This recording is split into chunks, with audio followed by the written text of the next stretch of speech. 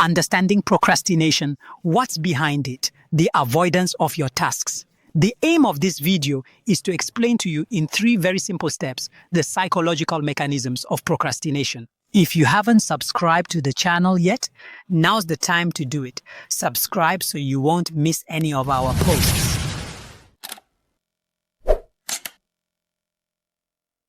We all face procrastination at some point. The aim here is to learn to identify the situations, emotions, or thoughts that lead you to procrastinate. Why do we put off our tasks? Why do we scroll through social media instead of working on our important projects? We spend time tidying our desks, checking our emails, scrolling through social media instead of working on important tasks. Why? What causes this? What makes you procrastinate all day long? For a year, your projects have remained untouched.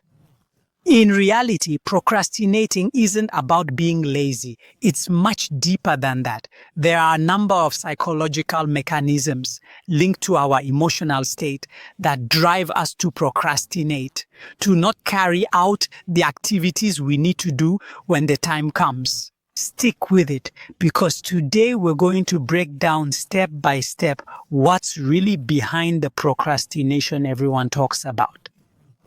And for that, we're going to follow these 3 steps. Firstly, the myth of laziness. Secondly, we'll talk about the role of hidden emotions.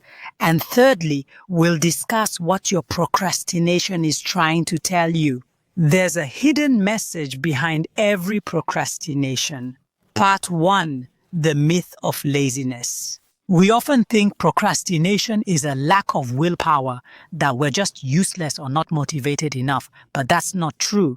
Procrastination isn't a time management problem. It's an emotional management problem. It's much deeper than just the question of time management. To manage our time, we need tools, diaries, really all the external elements to organize ourselves. Whereas to master procrastination, we need internal factors and the emotional state, our strong signal that determines whether we have a tendency to procrastinate or not. When we procrastinate, it's not because we don't want to do anything. It's because the thing we have to do, the task we need to complete, triggers such significant emotional discomfort in us that it outweighs the consequences or positive benefits the task might bring us. Emotional state outweighing the expected benefits of the task, we tend to procrastinate. And to respond to this emotional discomfort, our brain pushes us to avoid it. It's much easier to avoid than to face the task we need to complete. We do something other than what we should be doing. We distract ourselves. That's when we scroll through social media. That's when we try to read our emails, even if in the end we feel a certain guilt creeping in. But in the moment, as long as the emotional state is present, the unpleasant emotional state is present, we avoid our responsibilities. That's what procrastination is. In fact, it's what's hidden behind in terms of emotional state. Let's identify this so we can work properly on these mechanisms. Part 2, the role of emotions. Behind every procrastination, there's an emotion, sometimes visible through its external state or by oneself, and most of the time the hidden emotion, the fear of failure. What if I can't do it? What if, but get moving, the fear of success. What if it changes everything? What if I'm not ready to face the new situation? Perfectionism. I have to do something perfectly. Otherwise, it's not worth doing. And we wait. We wait for the right moment, and each time passes, or at night, doubt, shame, all of this pushes us to postpone our important goals when it's time to do them. In any case, often these are unconscious emotions. Our brain detects them in the background and chooses avoidance because in the short term is the most comfortable. Procrastination brings us back to the notion of immediate pleasure.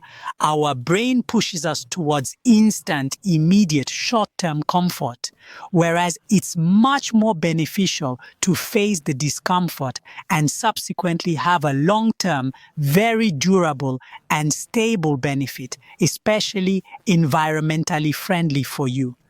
Part 3. What your procrastination is trying to tell you. There's always a hidden message behind every procrastination and behind every procrastinator. Your procrastination is not your enemy. It's trying to tell you something. It indicates there's a blockage, an inner tension, an ignored need.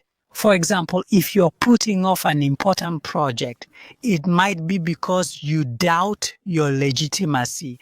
If you're avoiding a task, it might be because you're mentally overloaded.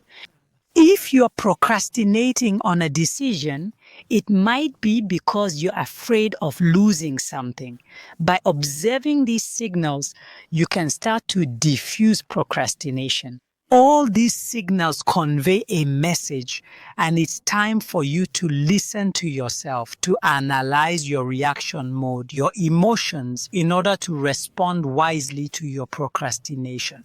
If you still haven't subscribed to the channel, now's the time to do it. Subscribe. You won't miss any of our videos that we'll publish on the theme of procrastination, self-discipline, and really how to improve daily. If you want to go even further and need personalized support, click on the link in the description. You'll access my personal diary, make an appointment. It's completely free.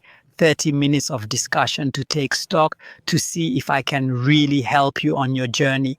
But above all, don't forget, it's you who decides. Decide to take things into your own hands. Decide to become better. See you very